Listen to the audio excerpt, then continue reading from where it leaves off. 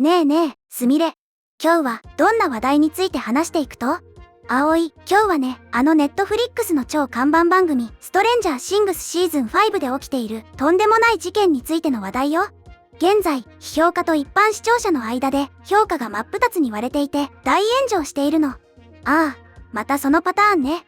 最近のハリウッドあるあるやん。で、具体的に何が起きとうと？今日はなぜストレンジャーシングスの評価が暴落したのか、メディアが主張するレビュー爆撃という言い訳の嘘、そして物語の質とポリコレの間に横たわる深い溝について徹底的に解説していくよ。名作が地に落ちた理由、きっちり聞かせてもらうけんね。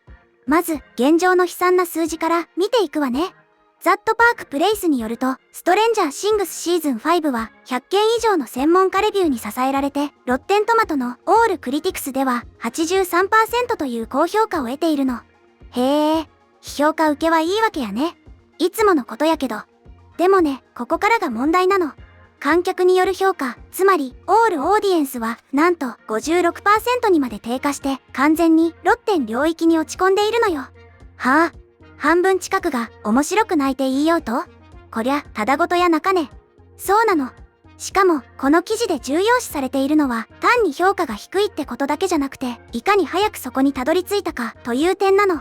公開データと最近の報道によると、フォーブスによる反発の分析なんかの主要メディアの注目を受けてから数日経っても観客スコアは低下し続けているんだって。止まらんわけやね。まさに崩壊しとうやん。文脈を知るとこの数字の異常さがもっとわかるよ。過去のシーズンは視聴者にすっごく好評で、シーズン1から4までは80代半ばから90代半ばの視聴率を記録していたの。それに比べると今の 56% っていう評価は微減どころか崩壊と言えるレベルなのよ。90点台から50点台への急降下か。ジェットコースターでももっと手加減するばい。で、批評家は褒めちぎっとるのに視聴者の好感度は半減。当然、何が変わったとか？って話になるやろ。鋭いね、葵。そこでメディアの報道はすぐにある答えを提供したの。一部のメディアや評論家は視聴者からのこの否定的なフィードバックをレビュー爆撃だと形容し始めたのよ。出た、レビュー爆撃。自分たちが作ったもんが批判されたらすぐ客のせいにする魔法の言葉やね。そう。特に注目が集まっているのがウィル・バイヤーズが登場する最後から2番目のエピソードの最後の瞬間なの。シーズン5には物語終盤でウィルがカミングアウトする非常に話題になったシーンがあるのよ。一部の評論家はこのシーンがイデオロギー的な反発を引き起こしたと主張しているの。なるほどね。また、その盾を使うだと？差別主義者が攻撃してるから評価が低いんだって言えば脚本のあらをごまかせると思っとるんやろ。浅はかすぎて笑えんわ。記事でもまさにそこを指摘しているの。この構図はその後あらゆる批判を一つの動機にまとめようとする便利な盾となってきたってね。でも、この記事の筆者は、この議論の問題点は単純です。それは、実質を無視して意図を前提としている点です。でバッサリ切っているわ。その通りたい。不満をレビュー爆撃でレッテル張りしたら、作り手は気持ちいいかもしれんけど、実際に視聴者が言いようこととは、何の関係もなかろうが。そうなの。観客の反応をよく観察すると、一つのシーンや、一つのキャラクターのストーリー展開をはるかに超えたパターンが浮かび上がってくるのよ。視聴者はもっと具体的な作品としての質の低さに懸念を表明しているの。具体的にどんな文句が出とうと？まさか男が好きだからダメなんて単純な話じゃないんやろ？もちろんよ。視聴者が挙げている懸念点は主に4つあるわ。1つ目が特に後半のエピソードでは説明が過剰で繰り返しが多い。2つ目がかつてシリーズの感情的な支柱だったキャラクターたちの演技にばらつきがある。説明方に演技のブレか。それは脚本と演出のミスやん。イデオロギー関係なかね。3つ目がペースの問題、長引く設定によって大きな啓示が損なわれる。そして4つ目が物語が古い概念や登場人物を解決せずに新しい概念や登場人物を導入するため物語が肥大化する。うわー、典型的な風呂敷広げすぎて畳めなくなったパターンやん。新キャラ出して尺稼ぎして結局何も解決せんやつ。そりゃ、視聴者も怒るくさ。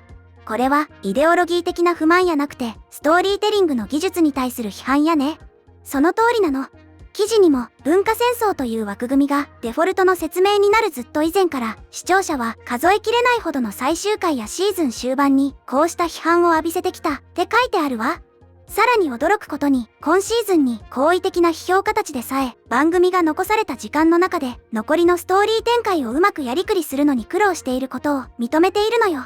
味方の批評家ですら擁護しきれんレベルってことやね。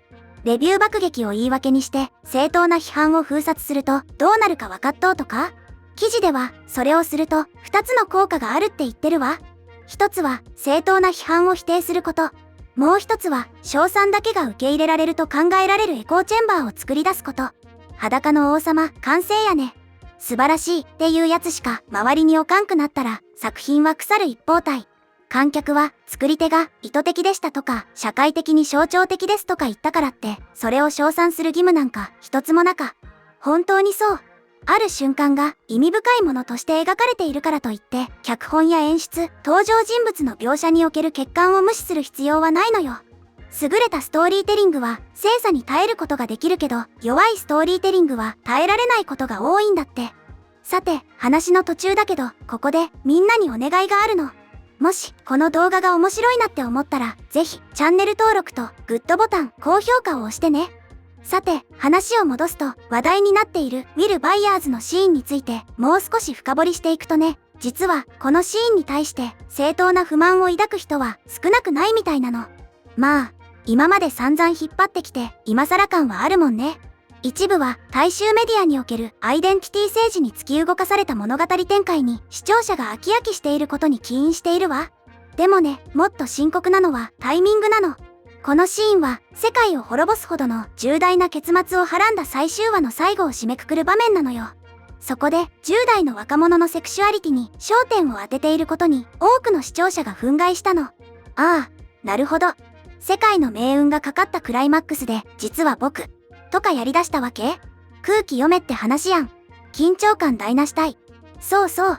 もしそれが理由で低い評価をつけているならそれは正当な理由だと記事も言っているわ。ストーリーの何かが彼らにとってうまくいかなかったということであり、レビューはまさにそれを指摘するものだからね。それなのにハリウッドのメディアはレビュー爆撃だって騒いで視聴者の口を封じようとしとると、視聴者の正当な意見を無効化するための有害な盾にしとうわけね。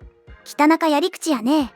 先にも述べたけど実際にネットフリックスのドラマストレンジャーシングスの最新エピソードの視聴率はウィル・バイヤーズが友人たちに同性愛者であることをカミングアウトする劇的な暴露を受けてロッテントマトのスコアは 70% 台から 56% に低下し、全シーズンと比べて大幅に低下してるのよ。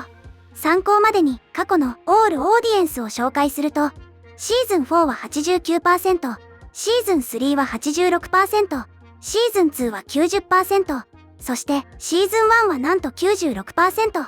うわー、神がかってたシーズン1の 96% から 56% まで真っ逆さまか。これが墜落ってやつやね。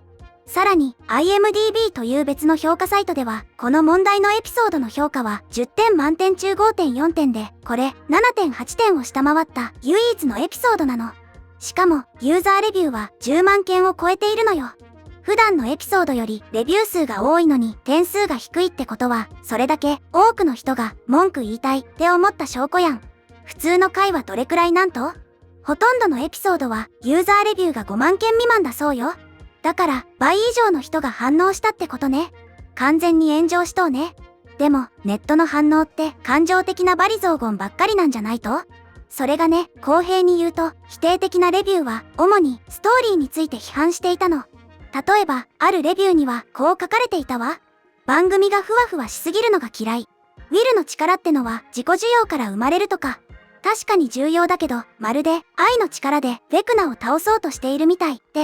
ああ、出た。愛の力。SF ホラーでそれやられると一気に冷めるとよね。物理で殴れ、物理で。別のユーザーはもっと辛辣で、今シーズンは私が恋に落ちたあの番組とはまるで違う気がします。演技もセリフもひどいのに、それでもみんなは素晴らしいと言うんです。今シーズンを通して面白かったのは、マックスとホリーのストーリーだけでした。それ以外の時間は、全シーズンと比べて、他のキャラクターの行動に全く興味が持てませんでした、と。演技もセリフもひどい。これが視聴者の本音たい。メディアが言うポリコレへの反発なんかより単純に作品としてつまらんくなったってことやね。そして有名人も反応しているわよ。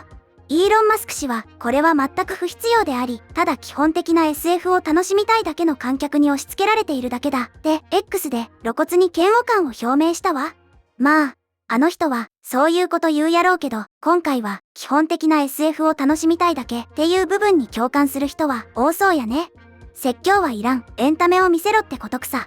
一方で擁護する声もあるのよ。バラエティの主任記者であるダニエル・ダダリオ氏は、ストレンジャー・シングスのような大ヒット番組で重要なキャラクターが自分がクイアであることを告白したことは衝撃的であり、奇妙なことに非常に長い旅の集大成のようにも感じられるって書いているわ。長い旅の集大成ね。批評家はそういう意義が好きやもんね。でも、その集大成が視聴者置いてけぼりやったら意味なかろうもん。2016年の番組初放送以来、ウィル・バイヤーズ役を演じてきた俳優のノア・シュナップは、そのシーンを読んだ時に涙が溢れてきたと語っているわ。キャストの皆さんは本当に親切でした。あの日、彼らがどれほど私を支えてくれたか、どれほど敬意を持って接し、惜しみなく与えてくれたか、決して忘れません。で、現場の雰囲気は良かったってことやね。役者たちが一生懸命なのはわかるじゃん。悪いのは役者やなくて、それを物語としてうまく消化できんかった脚本と構成やろうね。結論として記事はこう締めくくっているわ。視聴者の評価は下がり続け、残り上映時間もわずかとなったストレンジャーシングスシーズン5は祝福というより、むしろ懐疑的な雰囲気の中で終わりを迎えようとしている。ネットフリックスはもはやノスタルジアや文化的な善意に頼ってフィニッシュラインを超えることはできないって。もう昔は良かったとか社会的にいいことしてますじゃ通用せんってことやね。そう。視聴者の反応は現在のレビューに明確に反映されていて、視聴者は番組が何を表現しているかではなく、実際にどれだけうまく機能しているかで判断していることを示唆しているの。そこが一番大事なとこたい。何を伝えたいかより面白いかどうか。エンタメの基本を忘れたらどんな名作でもこうなるってことやね。ということで、今日はストレンジャーシングスシーズン5の評価暴落とメディアのレビュー爆撃報道の裏側という話題について見てきたけど、みんなはどのように思ったかな？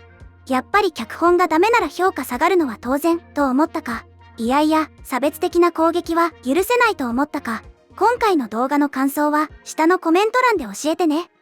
この動画が役に立ったと思ったら高評価とベルマーク。チャンネル登録まだの方はチャンネル登録もよろしくお願いします。ではまた次回の動画でお会いしましょう。すみれの最新動画は左、おすすめ動画は右です。どちらも見てくれると嬉しいな。